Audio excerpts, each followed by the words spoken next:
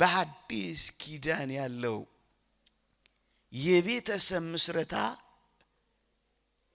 ክርስቶስ ከሁለቱ ተጋቢዎች ጋር አብሮ የሚኖርበት ነው። አንድነት የሚመሰርቱት ሁለቱ ተጋቢዎች ብቻ አይደሉም፣ ክርስቶስም ከነሱ ጋር ይሆናል። መጽሐፍ ቅዱስ እኛ ብዙዎች ስንሆን አንዱን እንጀራ ስለተካፈልን አንድ ሥጋ ነን ይላል።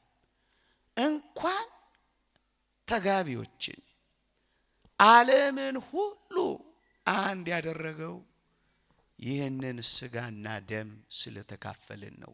ብዙዎች ስንሆን አንድ ሥጋ የሆነው ከዚህ ከክርስቶስ ሥጋና ደም የተነሳ ነው። ስለዚህ እጅግ በጣም ከፍ የሚለው ወገኖቼ ክርስቶስ ተዋህዷቸው ስለሚኖር ነው። የሐዲስ ኪዳን የቤተሰብ ምስረታን ቱርቱሊያን ወይም ጠርጠሉስ የተባለ ሊቅ ይሄን ባስደናቂ ሁኔታ ያብራራል። ቀስ ብዬ ላንብበው። ቤተ ክርስቲያን በቅዱስ ቁርባን መስዋዕት አንድ የምትሆንበትንና የምትበረታበትን በበረከት ማይተብ የምትባርክበትን መላእክት የሚያበስሩትንና እግዚአብሔር አብ የሚያጸድቀውን የዚህን ጋብቻ ደስታ እንዴት ነው ልናገረው የምችለው? ሁለት አማኞች የሚያበጁት ጥንድ ምንኛ የተዋበ ነው። እነዚህ ጥንዶች የሚጋሩት አንድ እምነትን፣ እነዚህ ጥንዶች የሚጋሩት አንድ ቃል ኪዳንን፣ እነዚህ ጥንዶች የሚጋሩት አንድ የሕይወት መንገድን፣ አንድ የእግዚአብሔርን አገልግሎት ነው። ሁለቱም የአንድ አባት ልጆች ናቸው። ሁለቱም ደግሞ አገልጋዮች ናቸው። የመንፈስ ክፍፍል ወይም ሥጋ የለም።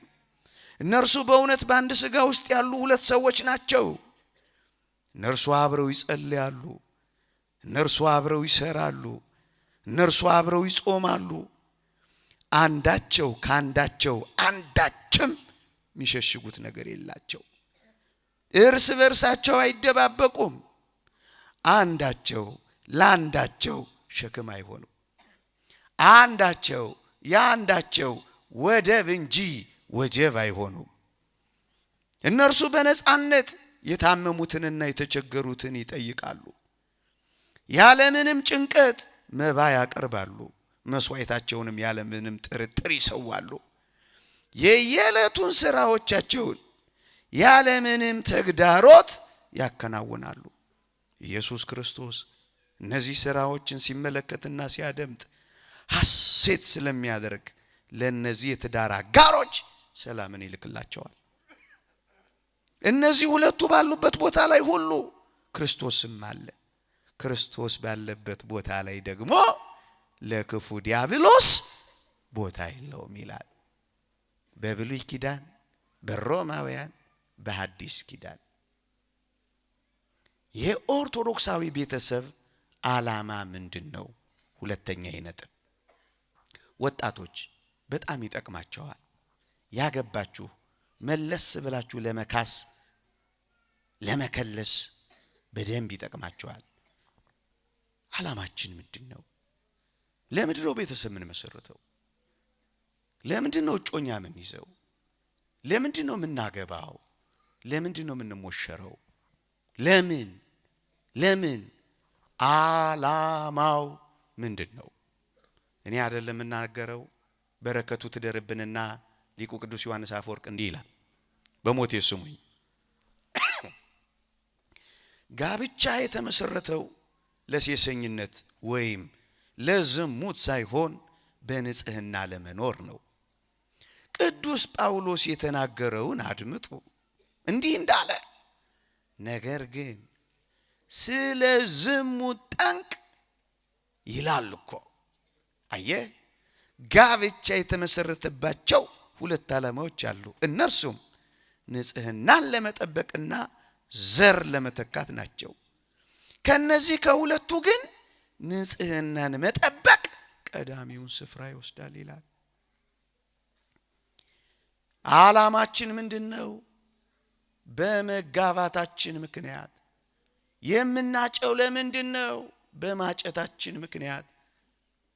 ግልጹ ዓላማ የመጀመሪያው ዓላማ ንጽህናን ለመጠበቅ ነው። ምንድነው ዓላማው? ጽድቅን ለመፈጸም ነው። ምንድነው ዓላማው?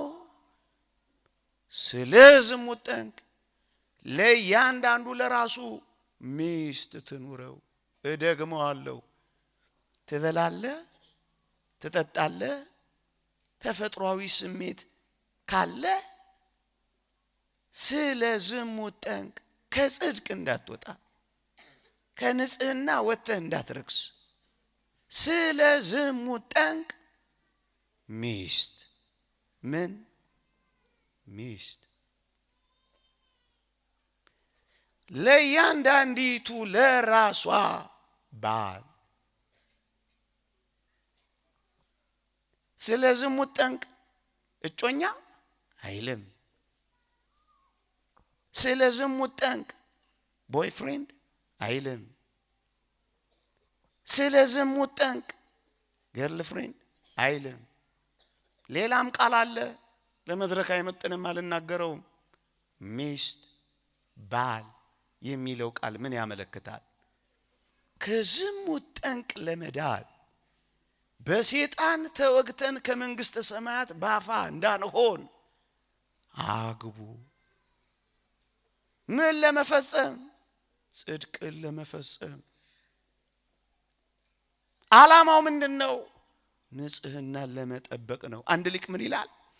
የምንኩስና ህይወትን መምራት ለማይችሉ ሰዎች ጽድቅን ዓላማ አድርገው እንዲኖሩ የተሰጠ ህይወት ነው ይላል። ቅዱስ አትናቴዎስ ሁለቱ የጽድቅ የህይወት መንገዶች ይላቸዋል፣ ምንኩስናንና ጋብቻን። ትጋሃ ሌሊት ከሌለን፣ እንደ መነኮሳት መንኖ ጥሪት ከሌለን፣ እንደ መነኮሳት ተጋድሎ ካነሰን ጽድቅን በምን እንፈጽም? አግቧ። ደሞችን ብላችሁ ከዚህ ከወጣችሁ በኋላ እንዳትጀምሩ። ታግሳችሁ ስሙኝ። እናቴ ልጅ ጉድ እንዳትሰሩኝ። ዓላማው ጽድቅን ለመፈጸም ነው።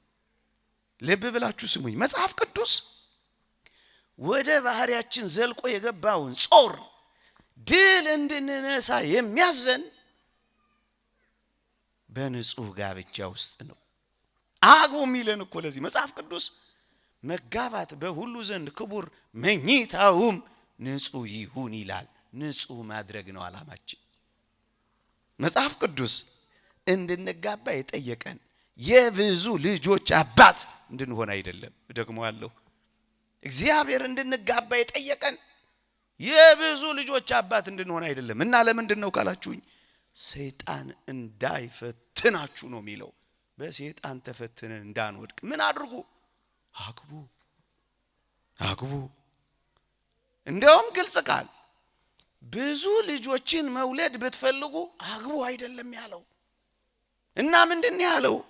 ራሳችሁን መግዛት ካልቻላችሁ አግቡ። እነዚህ ሁሉ ምንን ያመለክታሉ? ዓላማው ጽድቅን፣ ንጽህናን መፈጸም። ሌላ ዓላማ የለውም።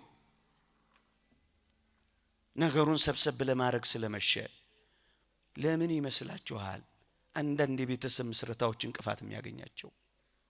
አንዳንድ ትዳሮች መከራም ይገጥማቸው፣ አንዳንድ ልጆች የሚበተኑት፣ አንዳንድ ትዳሮች የሚፈርሱት ዓላማውን በትክክል ስለማይረዱ ነው። ወይም ዓላማውን ሌላ ነገር ሲያረጉት ነው የሚሰናከሉት። ለዚህም ሊቁ ቅዱስ ዮሐንስ አፈወርቅ እንዲህ ይላል፣ ገንዘብን አትሹ፣ የወላጆችንም ባለጠግነት አትመልከቱ፣ የትውልድ ቀየውንም ባለጠግነት አትዩ። እነዚህ ሁሉ ነገሮች ዋና አይደሉምና። ገንዘብ ያስፈልጋል፣ እውነት አሰብ፣ ዋና ግን አይደለም። የወላጆች ባለጠግነት ቢኖር አይጠላም፣ ዋና ግን አይደለም። ሎካል ወይም ዲያስፖራ ቢሆን ይጠላል። ዋና ነገር ግን አይደለም ወገኖቼ። ለዚህ እኮ ነው ገንዘብን አትሹ፣ የወላጆችንም ባለጠግነት አትመልከቱ፣ የቀየውንም ታላቅነት አትዩ። እነዚህ ሁሉ ነገሮች ዋና አይደሉምና ካለ በኋላ እና ዋናው ነገር ምንድነው ካላችሁኝ፣ ንጽሐ ነፍስን፣ ፈሪሃ እግዚአብሔርን፣ መልካምነትን፣ ደግነትን ተመልከት እንጂ ይላል። አንተ ጎበዝ ወጣት ንጽሐ ነፍሷን፣ እግዚአብሔርን መፍራቷን፣ መልካምነቷን፣ ደግነቷን እንጂ ሌላ ነገሯን አትመልከተው። አንቺም ቆንጆ ሆይ ንጽሐ ነፍሱን ለጽድቅ ያበቃኛል ወይ? የእግዚአብሔር መንግሥት ያወርሰኛል ወይ? በስነ ምግባር ያጌጠኛል ወይ? እንቁረብ ስለው እሺ ይለኛል ወይ? እንድተጋና እንዳበረታ አጋዥ ይሆነኛል ወይ? ወደ መንግሥተ ሰማያት ይዞኝ ይገባል ወይ? የነፍስ ንጽህና አለው ወይ? ሌላውስ ዋና ነገር አይደለም። ለምን? ገንዘብን አትሹ። ለምን ወዳጄ? ገንዘብ ይመጣል ይሄዳል፣ እውነት ሐሰት። ይተረፋል ይከሰራል፣ እውነት ሐሰት። ይገኛል ይታጣል፣ እውነት ሐሰት። አየ ገንዘብን ማዕከል ያደረክ እንደሆነ ስትከስር ልትሄድ ነው፣ ሲያጣ ልትተዩ ነው። የገንዘብ ኪሱ ሲሞላ ልትስቂ ነው፣ ኪሱ ሲሳሳ ልታሳቅቂው ነው። ስለዚህ ወጣቶች ሆይ የነፍስ ባለጠግነቱን እግዚአብሔር ባለጸጋው አለው ወይ ነው እንጂ ዋና ነገር ያስፈልጋል፣ ዋና ነገር ግን አይደለም። የተወደዳችሁ ኦርቶዶክሳውያን ዓለምን እያያችሁ ነው። ሰዎች በጣም ገንዘብ ባደራጁ ቁጥር ትዳርን እያረከሱ አንዳንዶች እናያለን። ሁሉም አይደሉም። የመኪና ጎማ እንደሚቀይሩት ሚስት እየቀያየሩ፣ ሸሚዝ እንደሚለዋወጡት ሚስት እየለዋወጡ፣ እልል ባለ ድግስ በብዙ ድንቅ መኪና አጅበው ያገቡ ባዶ ቤታቸውን ያስቀመጡ፣ የሰርግ ቤትና የለቅሶ ቤት ሚስት ያበጁ፣ እንዴ የብረት አጥር ይሆንልኛል ያሉት የሳጠር አጥር ሆኖባቸው የተሳቀቁ፣ ተውበው ጀምረው ማዲያት አውጥተው የጨረሱ ስንት ናቸው?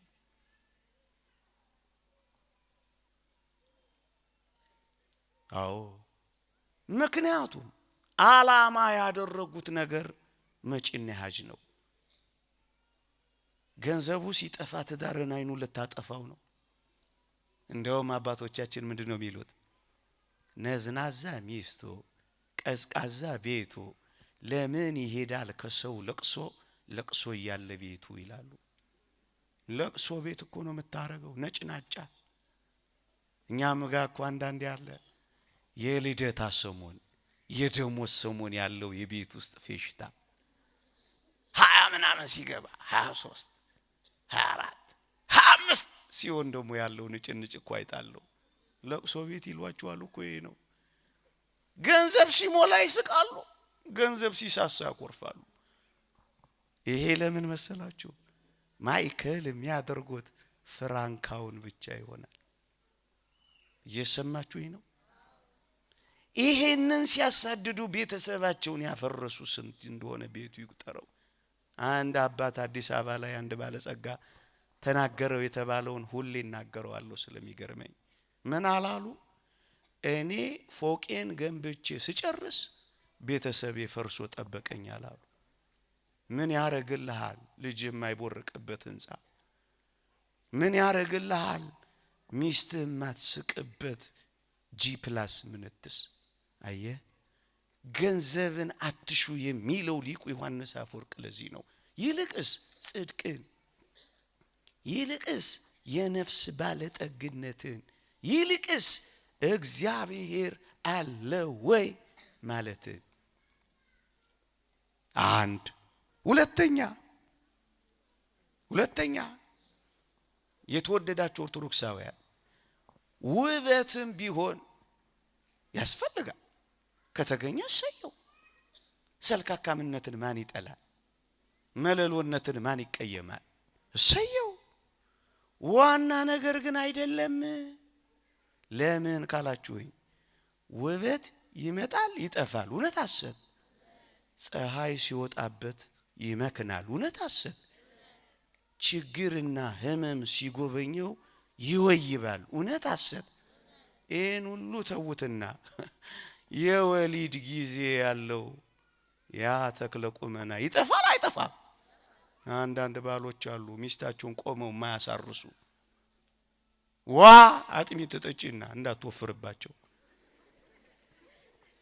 ስንት ጠጣች እያለ ቲክ የሚያደርግ ባል ከተማ ውስጥ እንዳልሰ ውበቷና ቅጥነቷ ስሊምነቷ እንዳይጠፋ እሱ አጥሚት ተቆጣጣሪ ይሆንላችኋል።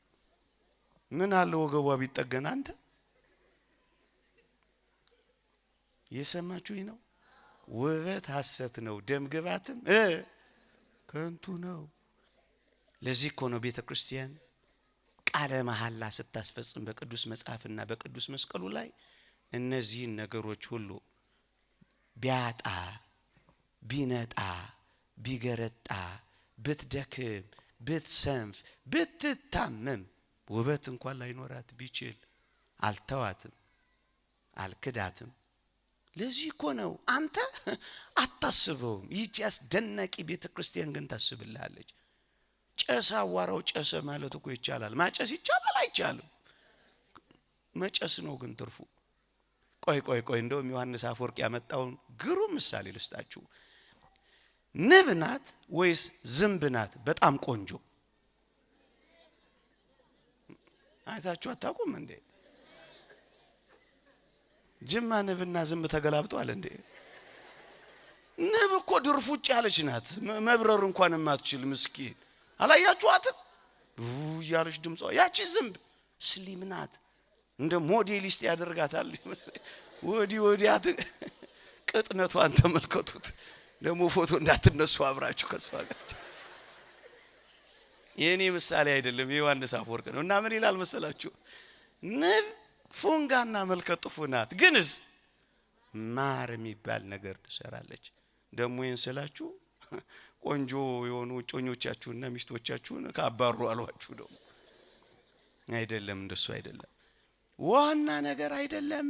ሶስተኛ በጣም ማይከላው በጣም እንድናስበው የሚገባን እዩ።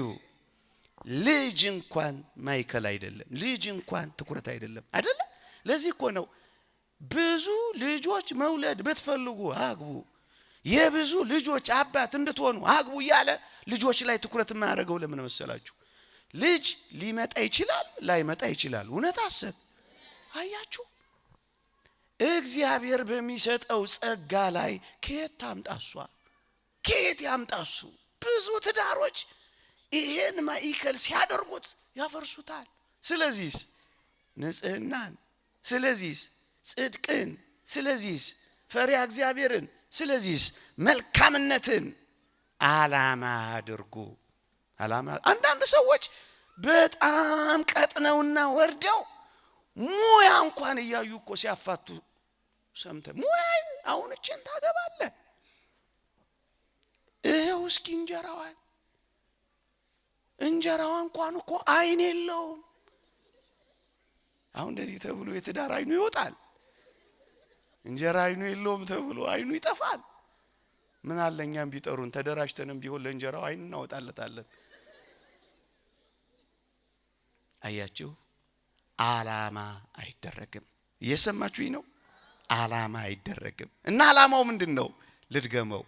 ከትዳር አጋራችሁ ማየት ያለባችሁ ነፃ ነፍስን፣ ፈሪሃ እግዚአብሔርን፣ ልባምነትንና መልካምነትን ነው። ምንድነው? ልባምነትንና መልካምነትን ነው። ዓላማችን ይሄ ነው። ዓላማችን ይሄ ነው። ይቆየን።